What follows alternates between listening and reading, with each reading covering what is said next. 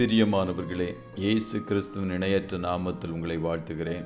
இந்த மன்னா டுடே என்ற டெய்லி பாட்காஸ்டை கேட்கிற உங்கள் ஒவ்வொருவரையும் கர்த்தர் ஆசீர்வதிப்பாராக. நீதிமொழிகள் 7வது அதிகாரம் 1-2 வசனங்கள் இப்படியாய் கூறுகிறது. என் மகனே, நீ என் வார்த்தைகளை காத்து என் கட்டளைகளை உன்னிடத்தில் பத்திரப்படுத்து. என் கட்டளைகளையும் என் போதகத்தையும் உன் கண்மணியைப் போல காத்துக்கொள், அப்பொழுது பிழைப்பாய். Got the word like the apple of your eye என்ற தலைப்பின் கீழ் இன்றைய மன்னாவை தியானிக்கப் போகிறோம். தேவனுடைய வார்த்தையை நாம் ஒரு பொக்கிஷமாக கருத வேண்டும்.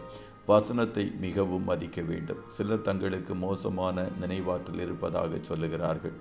ஆனால் நாம் மற்றவர்களுக்கு கொடுக்கும் கடன்களுக்கு மோசமான நினைவாற்றல் இருப்பதில்லை. இந்த நாளில் இவ்வளவு தொகையை இன்னாருக்கு கொடுத்திருக்கிறேன் என்று பல வருடங்களுக்கு பிறகும் சொல்லும் அளவிற்கு நினைவாற்றல் சரியாக இருக்கும். மற்றவர்கள் நமக்கு செய்த அனைத்து தீய காரியங்களையும் அநேகர் நினைவில் வைத்து கொள்வதுண்டு. யார் என்ன வார்த்தை கொண்டு தாக்கினார்கள் என்பதை காலங்காலமாக நினைவில் வைத்து கொள்வது உண்டு. நடு இரவில் எழுப்பினாலும் யார் உங்களிடமிருந்து கடன் வாங்கினார்கள் என்று கேட்டால் வட்டி உட்பட எவ்வளவு கடன் பட்டிருக்கிறார்கள் என்பதை சொல்லிவிடுவீர்கள். காரணம் என்னவென்றால், கடன் கொடுத்த ரூபாய் தான் நமக்கு ஒரு பொக்கிஷம். அதனால்தான் அதை நினைவில் கொள்ளுகிறோம். ஆனால் கடந்த வாரம் நாம் கேட்ட தேவனின் வார்த்தை நினைவில் இருக்கிறதா என்று கேட்டால், ஐயோ, எனக்கு மோசமான நினைவாற்றல் இருக்கிறது, எனக்கு அது நினைவில் இல்லை என்று எளிதாக சொல்லிவிடுகிறோம். வேத வசனங்களை பற்றி நமக்கு மோசமான நினைவாற்றல் ஏன் இருக்கிறது? காரணம், அநேகருக்கு அது ஒரு புதையல் அல்ல. அதனால்தான் வார்த்தை நினைவில் இருப்பதில்லை. தெய்வ வார்த்தையை ஒரு பொக்கிஷமாக எடுத்துக்கொள்பவர்கள் ஞானத்தை அடைவார்கள் என்பதை அறிந்து கொள்ளுங்கள். போதகத்தையும் உன் கண்மணியைப் போல காத்துக்கொள் என்று வசனம் கூறுகிறது. நம் கண்ணில் ஒரு தூசி விழுந்தால் நாம் எல்லா வேலைகளையும் நிறுத்திவிட்டு சென்று அதை கழுவும் வரை அது நம்மை தொந்தரவு செய்து கொண்டே இருக்கும். ஒரு தூசி இருக்கும்போது நாம் ஒரு சகோதரனிடம் சென்று, தயவு செய்து என் கண்ணை ஊது என்று கூறுகிறோம். உங்கள் கண்களை பராமரிப்பது போல தேவனுடைய வார்த்தையை கவனித்துக் கொள்ளுங்கள், அப்போது நீங்கள் ஞானியாவீர்கள் என்று வசனம் கூறுகிறது.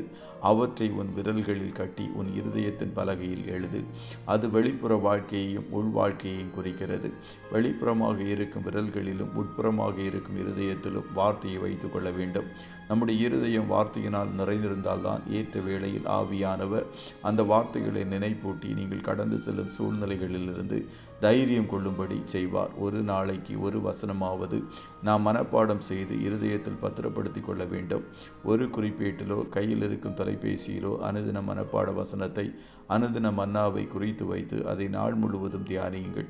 இருதயத்தில் எழுதி வைத்துக் கொள்ளுங்கள். அப்படிப்பட்ட பழக்கம் ஆவிக்குரிய வாழ்க்கையில் மிகவும் பயனுள்ளதாய் உங்களுக்கு இருக்கும். கர்த்தர் உங்கள் ஒவ்வொருவரையும் ஆசீர்வதிப்பாராக. ஜெபம் செய்வோமா? நல்ல தகப்பனே, உம்மை நன்றியோடு துதிக்கிறோம்.